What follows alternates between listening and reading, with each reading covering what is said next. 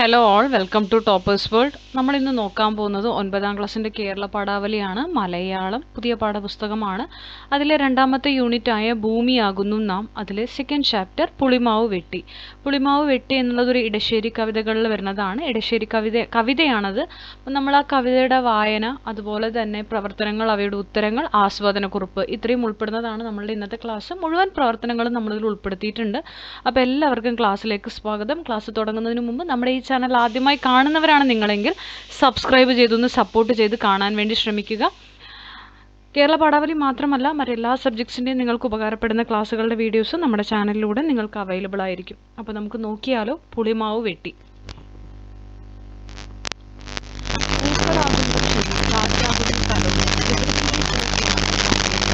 പുളിമാവ് വെട്ടി.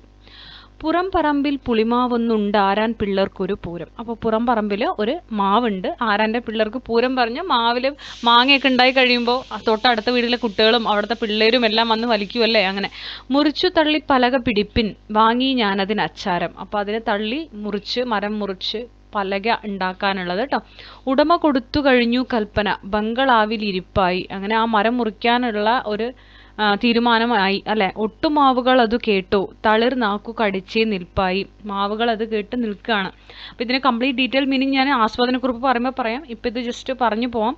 പച്ചക്കല്ലു വിളഞ്ഞു കിടക്കും ഗിരിശൃംഗത്തിൻ പ്രതിരൂപം, പാടത്തിൻ്റെ കരയ്ക്കിതു നിൽപ്പു നമ്മുടെ കുടിലിനടയാളം, പൂത്തു നിൽക്കുന്നവളിൽ ഇതത്രേ ദേവന്മാർക്കുള്ള ആവാസം. അപ്പോൾ പൂത്ത് തളിർത്ത് നിൽക്കുന്ന മാവാണ് കേട്ടോ. പുലരെ പുലരെ കാണാം ചില്ലയിൽ അവർതൻ പൊഴിയും മൃദുഹാസം, ഉച്ചയ്ക്ക് ഇവിടെ ഇരുന്നാൽ കേൾക്കാം അവരുടെ പേച്ചുകള കളങ്കം. അതായത് അതിൽ ഒരു മരം എന്ന് പറയുമ്പോൾ അതിലൊരുപാട് പക്ഷികൾ കൂടുകൂട്ടിയിട്ടുണ്ടാവും അല്ലേ. അതിൻ്റെ കളനാദത്തിനെ കുറിച്ചാണ് ഇവിടെ പറയുന്നത്. പിച്ച നടന്നൊരു നാൾ മുതൽ ഏതൽ തൽപൊരുൾ അറിവു നാമപശങ്കം, മുറിച്ചു തള്ളി പലക പിടിക്കാൻ ഉടമസ്ഥനിന്നാവേശം. അപ്പോൾ അത് മുറിച്ചു തള്ളി ഒരു പലക പിടിക്കാനാണ് ഉടമസ്ഥന് ആവേശം. മറുത്തു പറയാൻ ആരുണ്ടയ്യോ നമുക്ക് കരയാൻ അവകാശം, പച്ചത്തണലും കൊത്തിയെടുത്തിട്ടകലെ പാറിൻ പറവകളെ. അപ്പം നമുക്ക് ഉടമയോട് പറ്റില്ല എന്ന് പറയാൻ നമുക്കല്ല, ഈ പറയുന്ന അതിൽ ജീവിക്കുന്ന ജീവജാലങ്ങൾക്ക് അവകാശമുണ്ടോ? ഇല്ല. അവർക്ക് പറന്നു പോകാനേ അവകാശമുള്ളൂ. അപ്പോൾ ഇവിടെ പറയുന്നുണ്ട് പച്ചത്തണലും കൊത്തിയെടുത്തിട്ട് അകലെ പാറിൻ പറവകളെ എന്നാണ് പറയുന്നത്. നിങ്ങൾ പാറിപ്പൊക്കോ, പട്ടയം ആരും തന്നീലല്ലോ നിങ്ങൾക്കിവിടെ കുടി പാർക്കാൻ. നിങ്ങൾക്ക് ഈ മരത്തിൽ കുടിയിരിക്കാൻ, താമസിക്കാൻ പട്ടയം തന്നോ? നമ്മുടെ വീടിനൊക്കെ പട്ടയം ഉണ്ടാവില്ലേ, ഉടമസ്ഥാവകാശം, അത് നിങ്ങൾക്കില്ലല്ലോ എന്നാ പറയുന്നത്. കുരുത്ത നാൾ തൊട്ട് ഇന്നോളം തല കുനിച്ചിടാ തോന്നി വൃദ്ധൻ. അപ്പോൾ അത് ആരെക്കുറിച്ചാണ് പറയണത്? ഈ മരത്തെക്കുറിച്ചാണ്. ഇതുവരെ തലകുനിക്കാത്ത മരം അല്ലെ. കൂറ്റൻ മഴുവേറ്റടിയും നേരം കുലുങ്ങിടുന്നു ഭൂചക്രം. അങ്ങനെ ഒരു മരം മഴു പറഞ്ഞാൽ അത് മുറിച്ച് താഴെ വീഴുമ്പോൾ ഈ ഭൂമി മുഴുവൻ കുലുങ്ങാണ്. സ്വന്തം മാറത്തമ്മ മഹിക്കരി തീക്കനൽ വീണാൽ വീണോട്ടെ, എന്തിലുമേറെ കാമ്യം പണമേ തുച്ഛൻ അതു കൈ വന്നോട്ടെ. അപ്പം എന്താ പറയുന്നത്? എന്തിലുമേറെ മനുഷ്യന് ഇമ്പോർട്ടൻ്റ് എന്താണ്? പൈസയാണ്, പണമാണല്ലേ. അത് മരം വീഴോ എന്തോ ആവട്ടെ, പണം കിട്ടിയാൽ മതി മനുഷ്യന്. പൂങ്കുലയും കൊണ്ട് ഓടി വന്നൊരു പാലക്കാടൻ കുളിർക്കാറ്റ് ഞങ്ങളോടയ്യോ ചോദിക്കല്ലേ നിന്റെ ചിരന്തന ബന്ധുവിനെ, പൂത്തിരി കത്തിച്ചെങ്ങളെ നൃത്തം തത്തിക്കാനില്ലിനിയാരും, പൂന്തേൻ കൂട്ടിക്കനികൾ ഉരുട്ടി പ്രിയമോടൂട്ടാനില്ലാരും. ഇടശ്ശേരി കവിതകളാണ്. ഇടശ്ശേരി ഗോവിന്ദൻ നായരുടെ കവിതയാണ്. അപ്പം നമുക്കിനി ഇതിലെ പ്രവർത്തനങ്ങൾ ഓരോന്നായി നോക്കാം. ആദ്യത്തെ ക്വസ്റ്റ്യൻ വരുന്നത്, പുളിമാവ് വെട്ടിയപ്പോൾ പ്രകൃതിയിലുണ്ടായ പ്രതികരണങ്ങളെ കവി ആവിഷ്കരിച്ചിരിക്കുന്നത് എങ്ങനെയെല്ലാമാണ്? കണ്ടെത്തി അവതരിപ്പിക്കുക. ഉത്തരം: ആകാശത്തോളം പടർന്ന് ആയിരങ്ങൾക്ക് വാസമൊരുക്കി മധുരക്കനി വിളമ്പി നിന്നതാണ് പുളിമാവ്. ഒരു കൂട്ടം ജീവഗണങ്ങളുടെ സ്വർഗമായിരുന്നു പുളിമാവ്. അത്തരത്തിൽ ഒരിടം നഷ്ടപ്പെടുമ്പോൾ ഭൂമി എങ്ങനെയാണ് പ്രതികരിക്കാതിരിക്കുക? പുളിമാവിൽ മഴ വീണപ്പോൾ ഭൂചക്രം കുലുങ്ങുകയാണ് ചെയ്തത്. ഭൂമിയാകുന്ന അമ്മയുടെ നെഞ്ചിൽ തീക്കനൽ നിറയുകയായിരുന്നു. ആയിരങ്ങൾക്ക് തണലും കനിയും ഒരുക്കിയ വൻമരം വേരറ്റപ്പോൾ പിളർന്നത് ഭൂമിയുടെ മാരടമാണ്. അന്നുവരെ തന്നിൽ തലോടിയിറങ്ങിയ കാറ്റുപോലും നിശ്ചലമാകുകയായിരുന്നു. ഫുൾ സ്റ്റോപ്പ് ഉണ്ട്. പ്രകൃതിക്ക് എങ്ങനെയാണ് പുളിമാവിൻ്റെ വിടവിൽ പ്രതികരിക്കാതിരിക്കാനാകുക? അത്രമേൽ ആഴത്തിൽ വേരുറച്ച ബന്ധമാണ് മരങ്ങളും പ്രപഞ്ചവും തമ്മിൽ ഉണ്ടാവുക. എന്തുകൊണ്ടെന്നാൽ വളർച്ചയും തളർച്ചയും ഒരുമിച്ച് അനുഭവിക്കുന്ന ജീവബന്ധമാണ് പ്രകൃതിയും മനുഷ്യനും തമ്മിൽ. പ്രകൃതിയിലെ ഒരു കണ്ണിയേറ്റാൽ തുടർ കണ്ണികളുടെ സന്തുലിതാവസ്ഥയും അത് ബാധിക്കും. അടുത്ത ചോദ്യം, സ്വന്തം മാറത്തമ്മ മഹിക്കരി തീക്കനൽ വീണാൽ വീണോട്ടെ, എന്തിലുമേറെ കാമ്യം പണമേ തുച്ഛൻ അതു കൈ വന്നോട്ടെ. എന്തിനേയും ലാഭക്കൊതിയോടെ നോക്കിക്കാണുന്ന ആധുനിക മനുഷ്യന്റെ മനോഭാവമാണോ ഈ വരികളിൽ പ്രകടമാകുന്നത്? നിങ്ങളുടെ നിരീക്ഷണങ്ങൾ കുറിക്കുക. പുറംപറമ്പിലെ പുളിമാവ് കൊണ്ട് ആരാന്റെ പിള്ളേരാണ് ആഘോഷിക്കുന്നത്. ആരാൻ എന്ന സങ്കല്പം തന്നെ സ്വാർത്ഥതയിൽ നിന്നും ഉരുവാകുന്നതാണല്ലോ. തങ്ങൾക്കു മാത്രം പ്രയോജനം ലഭിക്കണം, മറ്റൊരാളിലേക്ക് പ്രയോജനം ലഭ്യമാകുന്ന ഒന്നും ബാക്കിയാക്കരുത് എന്ന ചിന്തയാണല്ലോ ഈ കവിതയിൽ മുന്നിട്ടു നിൽക്കുന്നത്.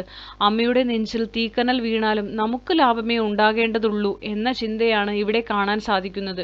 മറ്റുള്ളവരെക്കുറിച്ചോ പ്രകൃതിയെക്കുറിച്ചോ പ്രകൃതിയിലെ സകല ചരാചരങ്ങളെക്കുറിച്ചോ ചിന്തയില്ലാതെ എല്ലാത്തിനെയും തങ്ങൾക്കു കീഴിലാക്കുക എന്ന വെട്ടിപ്പിടിക്കൽ മനോഭാവമാണ് മനുഷ്യർ പുലർത്തുന്നത്. എന്ത് ചെയ്താലും ലാഭമുണ്ടാക്കുക എന്ന മനുഷ്യന്റെ മനോഭാവത്തെ വെളിപ്പെടുത്തുകയാണ് ഇടശ്ശേരി. പ്രകൃതി അമ്മയാണ്. അമ്മയിൽ നിന്നാണ് നിലനിൽപ്പിന്റെ ആദ്യാവസാനം നമുക്ക് ലഭിക്കുന്നത്.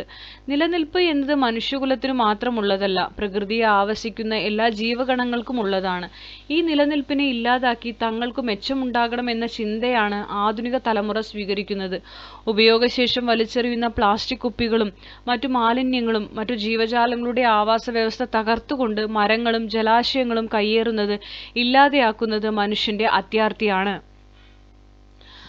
അടുത്തത്, ഒട്ടേറെ വാങ്മയ ദൃശ്യങ്ങൾ കൊണ്ട് സമ്പന്നമാണല്ലോ പുളിമാവ് വെട്ടി എന്ന കവിതാഭാഗം. അത്തരം ദൃശ്യങ്ങൾ കോർത്തിണക്കി സംഗീതശില്പമായി അവതരിപ്പിക്കുക. അത് നിങ്ങൾക്ക് ചെയ്യാനുള്ളതാണ്. അടുത്ത ചോദ്യം, പച്ചത്തണലും കൊത്തിയെടുത്തിട്ടകലെ പാറിൻ പറവകളെ, പൂത്തിരി കത്തിച്ചെങ്ങളെ നൃത്തം തത്തിക്കാനില്ലിനിയാരും. വരികളിലെ കൽപ്പനകൾ വിശകലനം ചെയ്യുക. സമാനമായ കൽപ്പനകൾ കാവ്യഭാഗത്തുനിന്ന് കണ്ടെത്തി അവയുടെ ഭംഗി വിശദമാക്കുക. ഉത്തരം, തണൽ ഒരു താങ്ങാണ്. പ്രകൃതി നമുക്കൊരുക്കുന്ന പച്ചത്തണലിലൂടെ ഏത് വേനൽ കൊടും ചൂടും നമ്മൾ മറികടക്കുന്നു. പച്ചത്തണൽ കൊത്തിയെടുത്ത് ദൂരെ പോകാൻ കിളികളോട് ആക്രോശിക്കുമ്പോൾ പ്രകൃതിയുടെ തണലല്ല പണത്തിന്റെ തണലാണ് വലുതെന്ന് ചിന്തിക്കുന്നതിലെ അതിമോഹമാണ് പ്രകടമാവുന്നത്. പുളിമാവ് വെട്ടിയപ്പോൾ തണൽ മാത്രമല്ല നിരവധി ജീവജാലങ്ങൾക്ക് ആവാസ സ്ഥാനവും നഷ്ടമായി. കിളികൾക്ക് അവകാശപ്പെട്ട മരങ്ങൾക്കുമേൽ ഉടമസ്ഥാവകാശം സ്ഥാപിക്കുന്ന മനുഷ്യർ കിളികൾക്ക് പട്ടയമില്ലെന്ന കാരണത്താൽ അവയെ ആട്ടിയോടിക്കുന്നു. വസന്തകാലത്തിന്റെ വരവറിയിച്ചുകൊണ്ട് പ്രകൃതിയെ നിറയെ പൂക്കൾ വിടരുന്നതിനെയാണ് പൂത്തിരി കത്തിക്കുക എന്ന പ്രയോഗം കൊണ്ട് അർത്ഥമാക്കുന്നത്. പൂക്കളെ പോലെ പ്രകാശം പൊഴിക്കുന്നവയാണ് പൂത്തിരികൾ. ആഘോഷവേളകൾക്ക് പൂത്തിരികൾ മാറ്റുകൂട്ടുന്നത് പോലെ പ്രകൃതി സൗന്ദര്യത്തിന്റെ മാറ്റ് വർദ്ധിപ്പിച്ചുകൊണ്ടാണ് വസന്തകാലത്തിന്റെ വരവ്. അത് ഫലസമൃദ്ധിയുടെ അടയാളമാണ്. മാമ്പൂവ്, കണിക്കൊന്നപ്പൂവ് തുടങ്ങിയവ ആകൃതിയിൽ പോലും പൂത്തിരിയോട് സാമ്യമുള്ളവയാണ്. പ്രകൃതിനാശം ഉണ്ടാകുമ്പോൾ കാലാവസ്ഥയും ഞാറ്റുവേലകളും കാലം തെറ്റി പിറക്കുകയും ഫലസമൃദ്ധിയുടെ അടയാളങ്ങൾ മങ്ങിപ്പോവുകയും ചെയ്യും. തങ്ങളെ നൃത്തം ചെയ്യിക്കാൻ ഇനി ആരുമില്ലെന്ന കവിയുടെ ആശങ്ക സൂചിപ്പിക്കുന്നതാണിത്. ഇത്തരത്തിൽ കവിസങ്കല്പങ്ങൾക്ക് മാറ്റുകൂട്ടുന്നതിനാണ് ഇത്തരം പ്രയോഗങ്ങൾ കവിതയിലും കഥകളിലും മറ്റും ഉപയോഗിക്കുക. ഇടശ്ശേരിയാകട്ടെ അലങ്കാരങ്ങൾ കൊണ്ട് പ്രകൃതി ഭംഗി അപ്പാടെ വരികളിൽ ഉൾക്കൊള്ളിക്കും. നേരിട്ട് ചിത്രം കണ്ടതുപോലെയാണ് ഇടശ്ശേരിയുടെ ഓരോ വരികളും. അടുത്ത ചോദ്യം, പരിസ്ഥിതി അതിന്റെ തനിമയോടെ എല്ലാ കാലത്തും നിലനിൽക്കേണ്ടതാണെന്ന കാഴ്ചപ്പാട് അടയാളപ്പെടുത്തുന്ന കവിതാഭാഗമാണ് പുളിമാവ് വെട്ടി. ഈ പ്രസ്താവനയെ മുൻനിർത്തി കവിതയ്ക്ക് ആസ്വാദനക്കുറിപ്പ് തയ്യാറാക്കുക. അപ്പം നിങ്ങൾക്ക് വേണമെങ്കിൽ ആ ഒരു കവിതയുടെ ആസ്വാദനം എഴുതാം. പക്ഷെ ഇവിടെ നമുക്ക് ഒരു വരി തന്നിട്ടുണ്ട് അല്ലേ, ആ കാഴ്ചപ്പാട് വെച്ചിട്ട് വേണം നമ്മൾ ഇതിനൊരു ആസ്വാദനം എഴുതാൻ. അപ്പം അങ്ങനെ ഒരു ആസ്വാദനമാണ് ഇവിടെ കൊടുത്തിരിക്കുന്നത്. നോക്കാം. പരിസ്ഥിതി അതിന് അനുയോജ്യമായ സന്തുലിതാവസ്ഥ സ്വയം നിലനിർത്തുന്നുണ്ട്. എല്ലാ ജീവജാലങ്ങളെയും ഒരു കണ്ണി പോലെ തുടർച്ചയായി പ്രകൃതി നിലനിർത്തുകയും സംരക്ഷിക്കുകയും ചെയ്യുന്നുണ്ട്. മനുഷ്യനെയും മനുഷ്യരിൽ ഉൾപ്പെടുന്ന സമൂഹത്തെയും പ്രകൃതി പരിപാലിക്കുന്നുണ്ട്. മനുഷ്യനാകട്ടെ പരിസ്ഥിതിയുടെ സന്തുലനാവസ്ഥ തകർക്കുന്നതിൽ മുഖ്യ പങ്ക് വഹിക്കുകയാണ് ചെയ്യുന്നത്. ഉപയോഗത്തിന് ശേഷം വലിച്ചെറിയുക എന്ന സംസ്കാരമാണല്ലോ ആധുനിക മനുഷ്യൻ പിന്തുടരുന്നത്. അതുകൊണ്ട് തന്നെ തന്റെ നേട്ടങ്ങൾക്കൊടുവിൽ ഒന്നിനെയും തിരിഞ്ഞു നോക്കാത്ത ഒരവസ്ഥയാണ് നിലവിൽ മനുഷ്യനുള്ളത്. പ്രകൃതിയിലേക്കുള്ള അനിയന്ത്രിതമായ കടന്നുകയറ്റവും ഇതിനുദാഹരണമാണ്. തങ്ങൾക്ക് ആവശ്യമായതിൽ അധികവും വേണമെന്ന മനുഷ്യന്റെ മനോഭാവമാണ് ഈ കവിതയിൽ തെളിയുന്നത്. സ്വാർത്ഥലാഭത്തിനോടുള്ള മനുഷ്യന്റെ അത്യാഗ്രഹത്തെ വെളിപ്പെടുത്തുക കൂടിയാണ് ഇടശ്ശേരി. പ്രകൃതി നൽകുന്ന തണലും തലോടലും തിരിച്ചു നൽകാൻ മനുഷ്യൻ ശ്രമിക്കുന്നില്ല. നൂറ്റാണ്ടുകളായി കനിവും നൽകിയ മരമാണ് പുളിമാവ്. ഭൂമിയുടെ മാറിടത്തിലേക്കോ ആഴത്തിൽ വേരിറങ്ങിയതാണ്. ഉടമയുടെ ബാല്യവും കൗമാരവും തലമുറകളും കണ്ടതാണ്. എങ്കിലും തെല്ലുപോലും കനിവില്ലാതെ വെട്ടി പലകകളാക്കാൻ തീരുമാനിച്ചിരിക്കുകയാണ് ഉടമ. വേരറുത്തു വീഴുമ്പോൾ ഭൂമി സ്വന്തം മാറു പിളരും പോലെ കുലുങ്ങുകയാണ് ചെയ്തത്. മനുഷ്യന്റെ മയമില്ലാത്ത ഇത്തരം പ്രവൃത്തികളുടെ ഫലം അനുഭവിക്കേണ്ടി വരുന്നതും മനുഷ്യൻ തന്നെയാണ്. അവന്റെ തലമുറകൾ തന്നെയാണ്. നിർത്താതെ പെയ്യുന്ന പേമാരിയായും തണലില്ലാത്ത കൊടും വെയിലായും കുടിനീരില്ലാത്ത കയങ്ങളായും പ്രകൃതി മാറും. മനുഷ്യന്റെ നിലനിൽപ്പിന് പ്രകൃതിയുടെ കനിവ് അനിവാര്യമാണ്. അതുകൊണ്ട് തന്നെ തന്റെയും തന്റെ തലമുറയുടെയും നിലനിൽപ്പിന് പ്രകൃതിയെ സുസ്ഥിരമാക്കേണ്ടത് അനിവാര്യമാണ് എന്ന തിരിച്ചറിവിലേക്ക് വായനക്കാരെ എത്തിക്കുകയാണ് കവി. ഓക്കെ, അപ്പൊ ഇത്രയുമാണ് ഇതിലെ ആസ്വാദനം വരുന്നത്. അപ്പോൾ നമ്മളെല്ലാം അതും ചെയ്തു. ഇനി നമുക്കുള്ളത് എന്താണെന്ന് വെച്ചാൽ ഒരു മുഖപ്രസംഗമാണ്. എല്ലാവരുടെയും ആവശ്യങ്ങൾക്കുള്ള വിഭവങ്ങൾ ഭൂമിയിലുണ്ട്, എന്നാൽ ഒരാളുടെ പോലും അത്യാർത്തിക്കുള്ളതില്ല. ഇത് ഗാന്ധിജി പറഞ്ഞ വരികളാണ്. ഈ പ്രസ്താവനയുടെ പൊരുൾ പരിശോധിച്ച് പ്രകൃതിയെ സ്നേഹിക്കാം നല്ല നാളേക്കായി എന്ന വിഷയത്തിൽ ഒരു മുഖപ്രസംഗം തയ്യാറാക്കുക. നമുക്ക് നോക്കാം.